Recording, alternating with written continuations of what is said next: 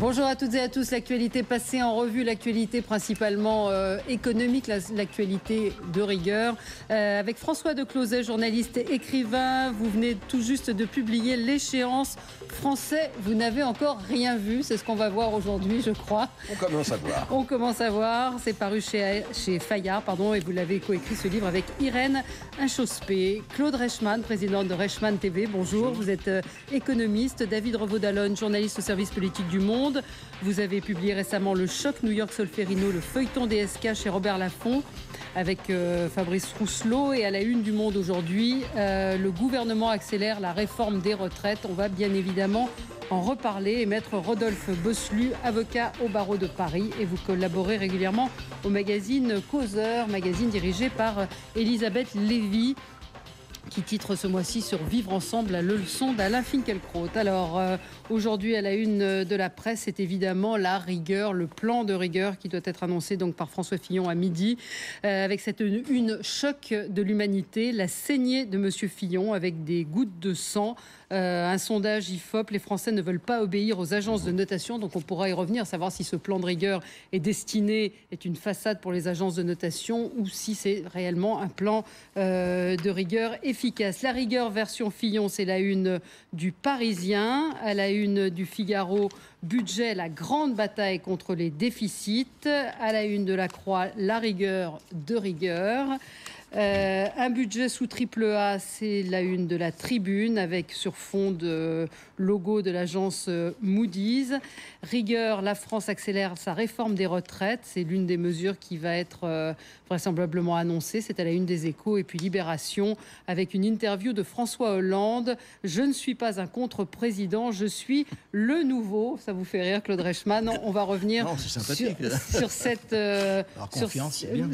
séquence justement de François Hollande un petit peu compliquée au cours des derniers jours. Alors, plan de rigueur annoncé à midi par le Premier ministre. On n'avait rien vu, nous annonciez-vous.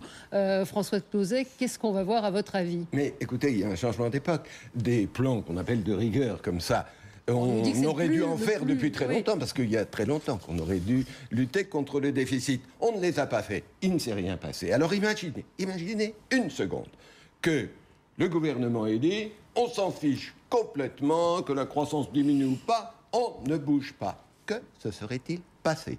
C'est très simple.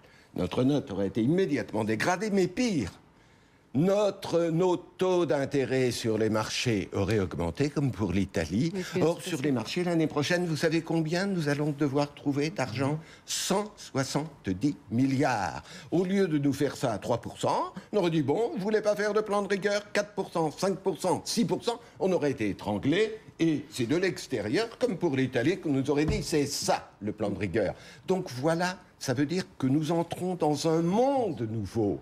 Une ère nouvelle. Et il faut vraiment une politique de salut public pour éviter qu'on en arrive là.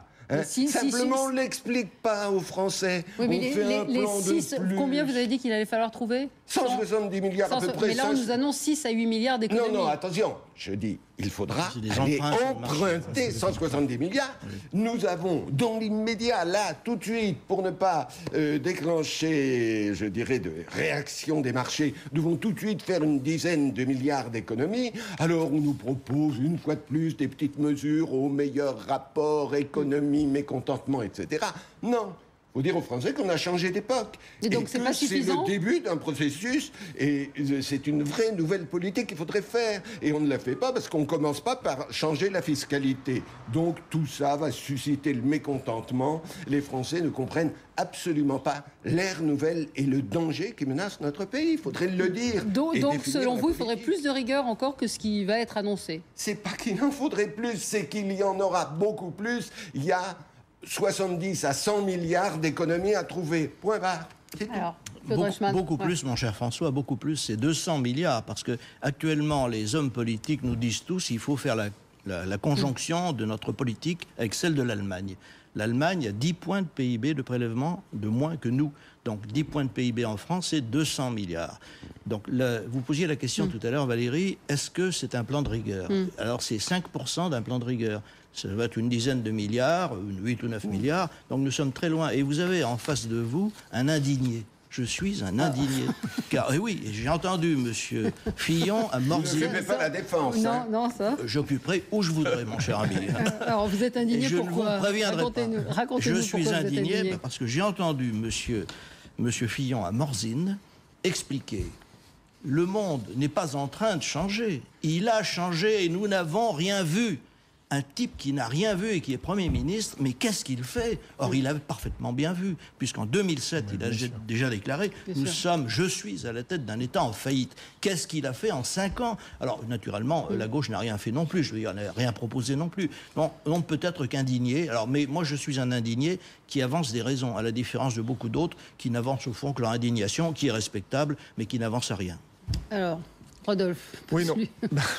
Je crois que, on entend que cette cure d'austérité va être insupportable, qu'il y a d'autres politiques possibles. D'ailleurs, j'attends qu'on nous explique quelles autres politiques possibles, parce qu'en définitive, cette élection présidentielle qui s'annonce va être en fait une nomination d'un syndic de faillite, un petit peu. J'exagère à peine, mais c'est un peu ça. Avec quasiment un administrateur judiciaire, voilà. Car nous pouvons imaginer qu'il y aura une période d'observation. On va peut-être éviter la liquidation, il y aura une période d'observation. Donc il fallait, et il aurait fallu, depuis que le Premier ministre, M. Fillon, l'indiquait en 2007, prendre des mesures. On les prend maintenant parce que, évidemment, si, pour paraphraser un certain Jacques Chirac, la maison brûle et nous regardons ailleurs, mais ça fait un moment qu'elle brûle. Alors là, la Grèce a failli emporter l'euro, et soudain, on se rend compte que peut-être en France, il faudrait faire quelque chose. Mais je pense qu'on est au début, tout début, d'un certain nombre de mesures qui vont aller crescendo. Là, la difficulté de ce plan, c'est qu'il va être évidemment un plan de rigueur, mais qu'il est un plan de rigueur avant des élections présidentielles. Voilà. Donc, mais quand on parle de plan de rigueur, encore une fois, il n'y a pas de gel du salaire des fonctionnaires, il n'y a pas de réduction des prestations sociales. Il y a peut-être sur l'indexation d'un certain nombre d'allocations sociales, il semblerait que peut-être on s'achemine vers un gel de l'indexation, ce qui n'est pas un gel...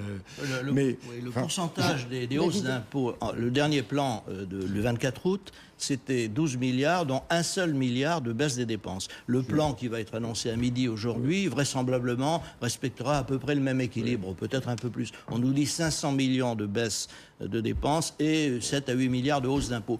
On ne résoudra pas le problème par des hausses d'impôts. Juste une toute petite remarque, et je vous laisse la parole. Ça fait 30 ans qu'on répète aux Français, de tous côtés, qu'ils subissent une politique de rigueur et d'austérité, alors qu'en réalité, on faisait le contraire, une politique permanente de relance. Comment voulez-vous que les Français comprennent ce qui arrive? Sur le mot de rigueur, il faut quand même reprendre les mots du Premier ministre. Il le dit lui-même, c'est l'un des budgets les plus rigoureux depuis 1945. De la part de quelqu'un qui, vous le disiez, parlait d'un État en situation de faillite, c'est quand même un aveu d'importance, puisque je rappelle qu'il y a quelques mois, Christine Lagarde, à l'époque où elle était encore à Bercy, ne voulait pas prononcer ce mot de rigueur. Elle avait même inventé celui de relance. Donc, rigueur, assurément. Et le président aussi. Et le président aujourd'hui.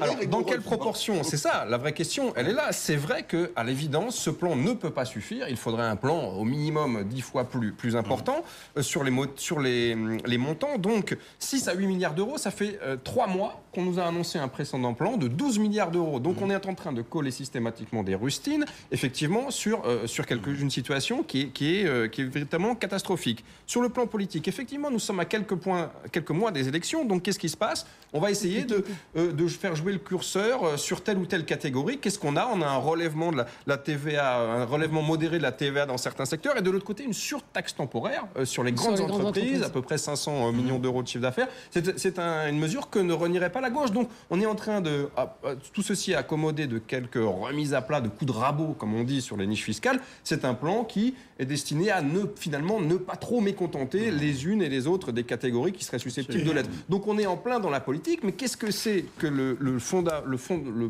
l'objectif fondamental de ce plan? C'est de sauver effectivement le soldat AAA. C'est le premier objectif, d'adresser un signe au marché. Et le deuxième objectif, on n'est pas encore dans la situation de la Grèce ou de l'Italie. Il ne s'agit pas encore de sauver Papandréou qui vient de sauter, on l'a vu, sous la pression des marchés, sous la pression de la dette et des déficits. Il ne s'agit pas de sauver Berlusconi qui va vraisemblablement lui aussi sauter dans les jours ou les semaines qui viennent. Nicolas Sarkozy et François Fillon ne sont pas dans la même situation, mais il s'agit évidemment d'adresser un signe fort au marché et à l'opinion internationale. Mais moi je retiens une chose, vous venez de dire, une politique que ne désavouerait pas la gauche. Vous voyez, tout le problème aujourd'hui, c'est qu'il faudrait aller beaucoup plus loin, même de la part d'un gouvernement de droite, dans une politique, comme vous le dites, de gauche, sur le plan de la fiscalité. Parce qu'aujourd'hui, il y a un blocage de tous les Français, un blocage fiscal. Depuis 2-3 ans, les Français ont découvert que les plus riches dans ce pays ne payent même pas, et de loin, les impôts annoncés par les barèmes. On se moque de nous. Et la première mesure à prendre, c'est de dire que désormais, maintenant, les abattements fiscaux ne pourront jamais baisser de plus de 10% les impôts dus. Si seulement ce gouvernement pouvait commencer par dire ça, après on pourrait parler d'économie. Et François Hollande, mais comment voulez-vous un argument massu. Ce matin, dans la presse, il explique que le gouvernement a accordé depuis 2007 75 milliards d'offres fiscales à certaines catégories, notamment les plus aisées. Donc cet argument, alors c'est un argument de bonne guerre utilisé dans le débat politique, mais c'est un argument de bonne foi. Vous dites... il ne s'agit pas de sauver le soldat Papandréou, ni le soldat Berlusconi, ni sans doute le soldat Sarkozy, puisque ça s'accélère de plus en plus. Bien sûr. Donc vous allez voir qu'ils vont finir par faire sauter le soldat Hollande. Il ne va pas être élu, qu'il va sauter.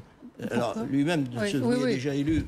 Non mais vous savez, le rythme s'accélère d'une manière telle qu'on ne sait plus quel gouvernement pourra résister. Mais ce qui est intéressant, c'est que la campagne va être, on le voit, sous pression permanente des marchés, sous pression permanente des agences de notation. C'est ce que dit cette séquence politique. Et on voit que le candidat de gauche va avoir de singulières difficultés parce que pour le moment, le président sortant est aux manettes. Et donc, lui, il met en place une politique de rigueur bien tardivement, mais au moins, elle est là ces mois-ci. Mais que pourra proposer François Hollande? Alors qu'il doit rassembler son camp, et dans son camp, il y a des gens qui sont, mais à des années-lumière de ce traitement qui me semble, moi, absolument nécessaire, au motif qu'il s'agirait d'une politique ultralibérale. Il ne s'agit pas d'une politique ultralibérale. C'est l'inverse d'une politique ultralibérale. Ce qui a été démentiel, c'est de vivre à crédit pendant 30 ans. Donc, il va falloir aussi réduire cette fracture idéologique au sein de la gauche.